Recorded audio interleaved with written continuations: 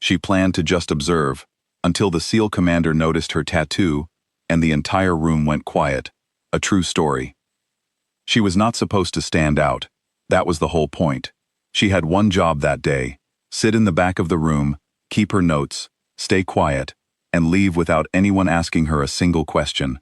Simple, clean, easy, and for the first 11 minutes, everything went exactly according to plan.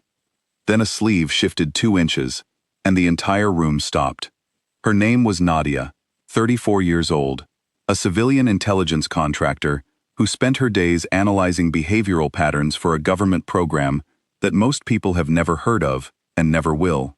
She was quiet by nature, careful with words, the kind of person who noticed everything, but preferred that nobody noticed her back.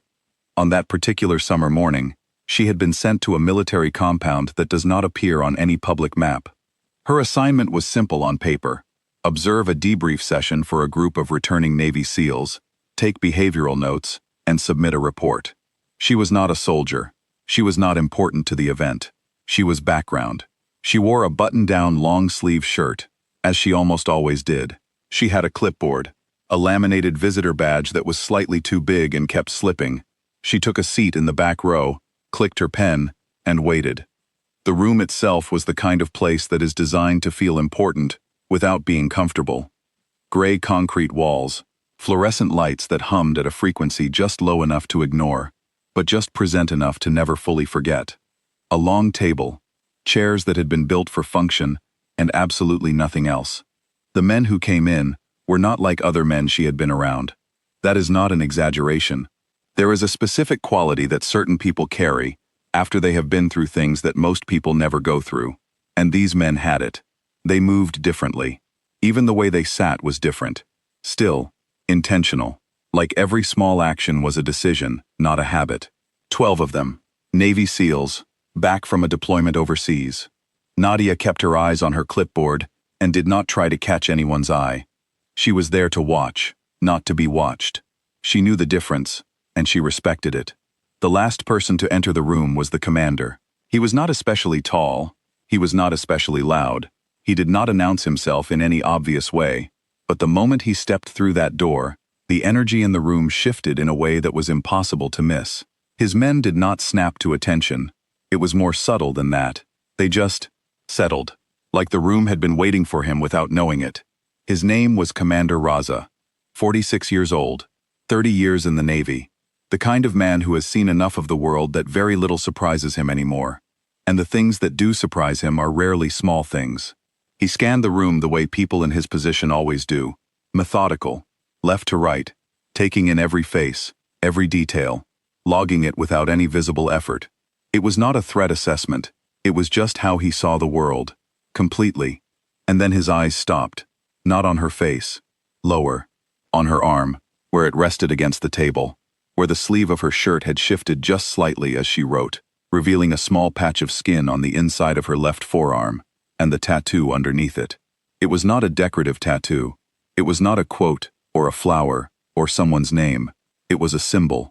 A specific, detailed symbol that meant absolutely nothing to the outside world, and meant everything to the people in that room.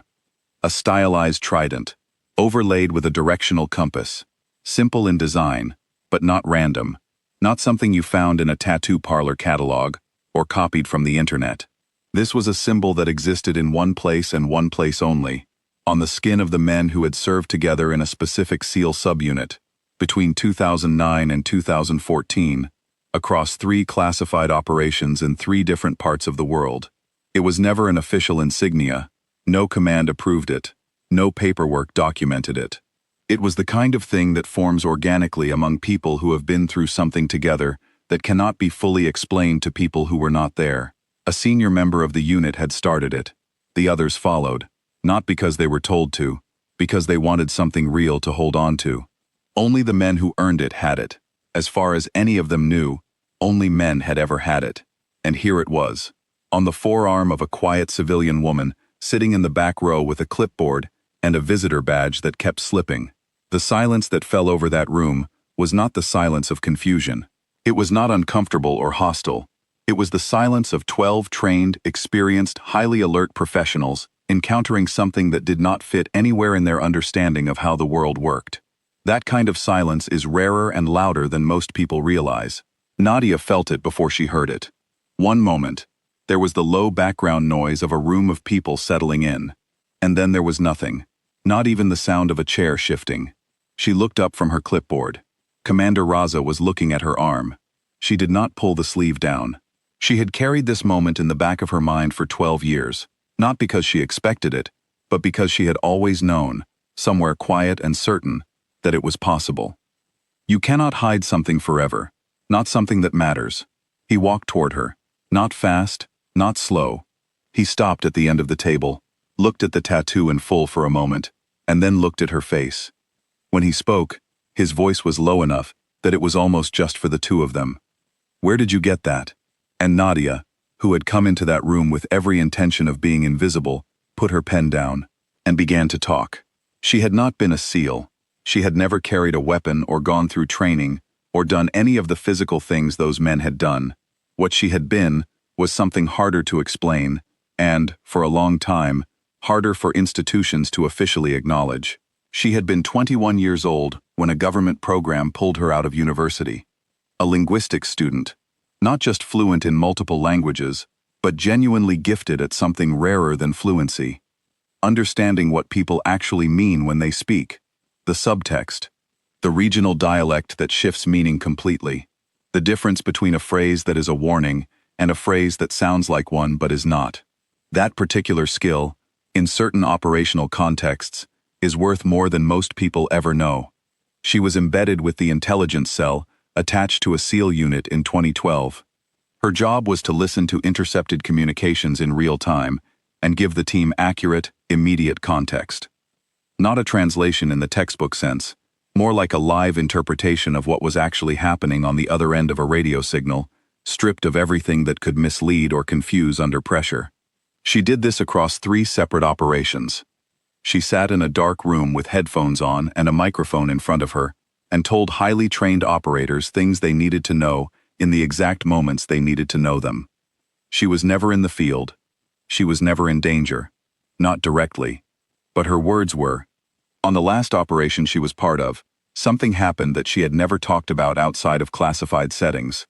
The team was moving toward a target location based on intelligence they believed was solid. Nadia was monitoring a secondary communications channel, something the main analysts had flagged as low priority that night. And she heard something, a phrase, a very specific regional expression that, translated literally, meant one thing, but in the actual dialect being used, in that specific context, meant something almost entirely opposite. It meant the location was wrong. It meant the team was walking toward a trap. She had maybe 40 seconds to be right or wrong. 40 seconds to trust her own understanding over the working assumption of an entire operation. 40 seconds to speak up in a way that would either redirect 12 operators away from something catastrophic or send the whole mission into chaos based on nothing but her interpretation of a few words spoken by a stranger on a radio. She spoke up. The team redirected. The original location, when it was later assessed, had been set up exactly the way she had interpreted. The men who came home from that mission came home because a 21-year-old woman in a dark room trusted what she knew. The senior chief of the unit had found her afterward, not through official channels, just found her, the way people in those worlds find things they are determined to find. He told her what she had done and what it meant, and then he asked her, quietly, if she would let him give her the tattoo. Not as a ceremony, not as something official. Because you're one of us, he had told her. Whether anyone writes that down or not. She had said yes. She had worn long sleeves ever since. Commander Raza listened to all of it without saying a word. The entire room listened with him. Nobody moved. Nobody checked a phone. Nobody did any of the small, restless things that people do when they are waiting for something to be over. They were not waiting for it to be over. They were in it. When she finished, there was a moment of complete quiet. Then Commander Raza slowly pulled back his own sleeve. On the inside of his left forearm was the same tattoo. He had been part of the same unit. He had been on the radio that night. He had heard her voice in his earpiece in those final 40 seconds, and he had trusted it, and the trust had been the right call. And 4 of the men sitting in this room right now were alive because of a chain of decisions that began with her. He had never known who she was. For 12 years, there had been a gap in the story that he had quietly carried. A voice, a correction, a moment that turned a mission around at the last possible second. He had wondered, in the private way that people wonder about the moments that nearly ended them, where that voice had come from, and whether it had ever known what it meant.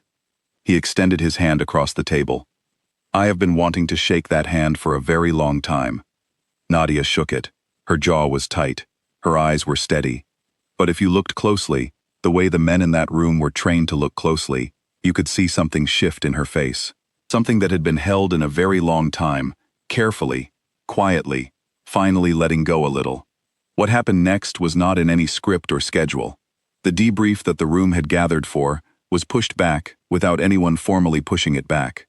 One by one, without any orchestration, the men in the room began to speak. Not about the recent mission they had returned from. About 2012. Some of them had been there. Some of them had heard about it from men who were. All of them had carried some version of it, because that is how it works in units like that. The things that almost went wrong and didn't stay with you.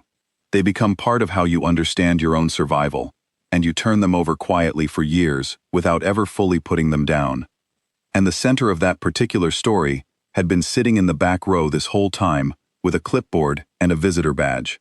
One of the older operators said something that was simple and honest, and landed in the room like something much heavier than the words themselves. We always knew someone had done that. We just never got to say thank you. Nadia nodded. She did not say it was nothing. She did not deflect or minimize it the way people sometimes do when they are uncomfortable being seen. She had spent 12 years making herself small in this particular part of her life, and she was done with that now. She just nodded and let it be real. In the weeks that followed, Commander Raza made a series of phone calls. Not to investigate or question the circumstances of the tattoo, not to report anything, to advocate. There is, buried in the classified annex of a 2012 after-action report, a single line. It does not use her name. It uses a contractor code, but it says, Intelligence asset provided critical real-time correction, preventing catastrophic targeting error. Contribution decisive. Raza found the contractor code. He found the name behind it. He already knew what it said. He called her on a quiet Thursday evening. She was home. She picked up on the second ring. They're going to put your name on the record, he told her. The actual record. It is going to take time, but it is going to happen. There was a long pause on her end. I did not do it for the record, she said. I know, he said. That is exactly why. 6 months later, Nadia stood at the front of a room, not unlike the one where this story had changed. Same concrete walls, same fluorescent hum. But this time, she was not sitting quietly in the back. She was at the lectern, leading a training session for a new generation of civilian intelligence analysts embedded with special operations units. She was wearing a short-sleeved shirt, no clipboard, no visitor badge, no plan to be invisible. The tattoo was visible from the moment she walked in, and she did not explain it, and she did not cover it, and she did not make it into a speech. She just walked to the front of the room, looked at the 22 young people watching her, and started talking about the thing she knew better than almost anyone, how to listen so carefully that you can hear what somebody means, not just what they say. Somewhere else in the same building, Commander Raza was reading a memo. One paragraph, formal language, official confirmation that a civilian contractor's contribution to a 2012 classified operation had been formally recognized, and her name entered into the permanent record. He set it in a folder. He did not make a big deal of it. That is not who he is.